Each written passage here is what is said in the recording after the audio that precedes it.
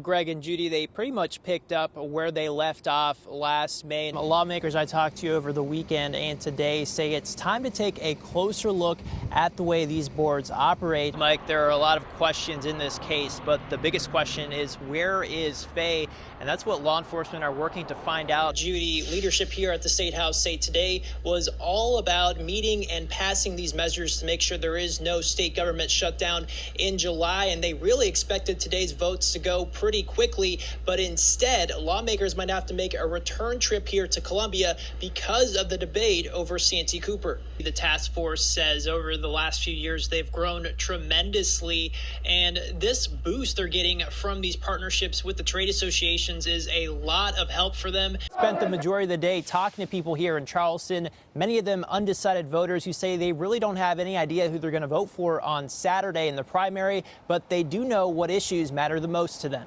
They also have men's clothes. We didn't show you this last half hour, but I'm just going to throw on one of the jackets our photographer Jeff picked out for me, and it looks like it fits perfectly. A tree has been knocked down onto this road. Sam, last month a panel of lawmakers removed the exceptions for rape and incest that were added to the bill by the House. Well, Judy, the governor says this raise is a cornerstone to his executive budget he'll be unveiling in January, but he wanted to let teachers know he's hoping for a $3,000 raise for all teachers in 2020.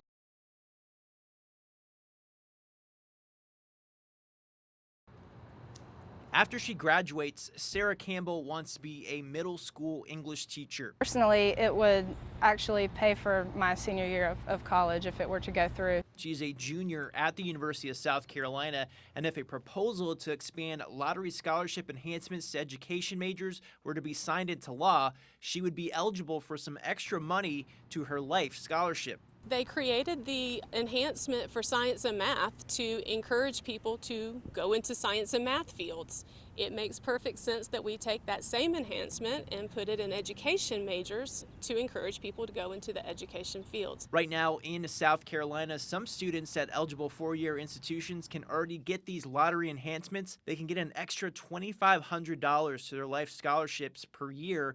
This is available to students majoring in math, science, and health fields. It kind of puts the education field and profession on the same level as those that get that additional enhancement with their STEM major as well. Now, senators voted unanimously to add this amendment to the education bill. They are currently still debating on the Senate floor. This amendment being adopted is a first step to making some significant progress in what needs to be done. And if the Senate passes the bill with this plan in it, the House would have to approve the measure as well. Why not encourage these kids to look at this as a viable profession for them? Now, these scholarships are funded by the state lottery, so it wouldn't cost taxpayers any extra money. The State Guard is the oldest military institution in South Carolina. We're soldiers, so we go out wherever we're called to go, we're going to go. But when they gotta go, it hasn't been inside their headquarters. We've been without bathrooms here since 2015. During the 1,000-year flood, a septic tank flooded at the State Guard's Olympia Armory in Columbia, and they've been using these 4 portable toilets ever since, putting a damper on their operations. And so now, when our soldiers do come here, they have to go find other places to stay. Now, every time they've been mobilized, which has happened every year since 2015, hundreds of soldiers use the facility.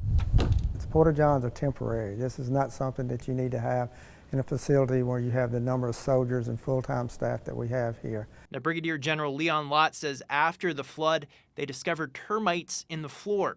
It's a jewel. It's something that just needs to be brought up to today's standards, to 2019, which is we need bathrooms. You know, facilities that... And over the last few weeks, Lott has brought lawmakers to tour the headquarters. The State Guard is asking the General Assembly for $1.2 million to fix up the historic building. These are all volunteer soldiers, but they're willing to give their time and love for this state. We're just asking for a little bit of love back, and let's give us some bathrooms.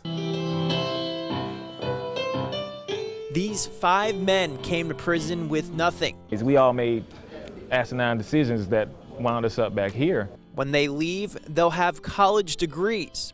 It's priceless, man. It's so surreal. This is possible through the U.S. Department of Education's Second Chance Pell Experimental Sites Initiative. This was created to let incarcerated adults take part in educational opportunities with the help of Pell Grants. People are interested in bettering their lives, and so when you provide an opportunity for them to do that, they'll take advantage of that opportunity. Now, Northeastern Technical College and Evans Correctional Institution teamed up for this initiative. About 3 years ago, they began their first class behind bars.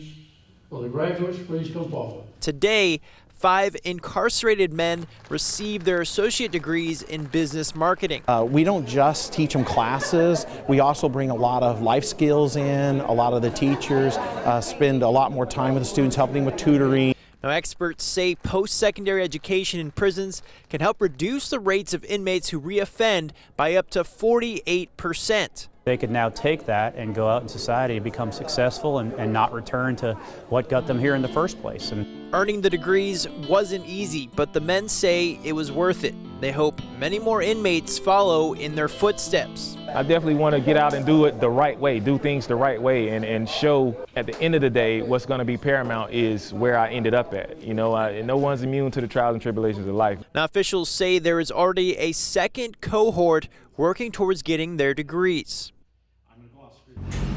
Flonnie West has never really been a fan of donating blood.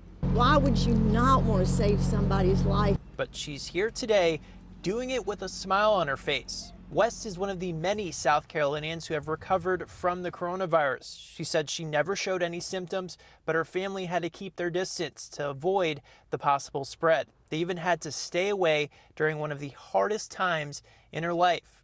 In March, her husband, Jack West, a well-known lobbyist, died of complications from the disease. They couldn't come in the house, so I was there alone when he died. West said when she found out she could be carrying antibodies that could help save someone's life, she jumped at the opportunity. That's why I'm here today, because I don't want anybody to have to go through what I did. West is one of the 8 South Carolinians who donated their plasma today during a blood drive held by Prisma Health in the Blood Connection. The hospital is taking part in a new national trial testing the effect this plasma could have on severe or critically ill patients with the coronavirus. The treatment is made with the antibodies in donated plasma from recovered patients. It's made into a serum and given to approved severely ill patients within a day. I can't make these antibodies, only people can make these antibodies. So there's no other source other than people coming out and willingly do this. Doctors say this is the most promising treatment approach they've seen so far. The first patient actually recovered pretty remarkably in our unit. We're hoping to do more of this, and this will be our tool to get those. According to doctors, the blood plasma West donated today could help up to 4 people. When Jack got to the hospital, they tried everything, but nothing worked for him. But this is working for people, so I just beg them to please, please do this.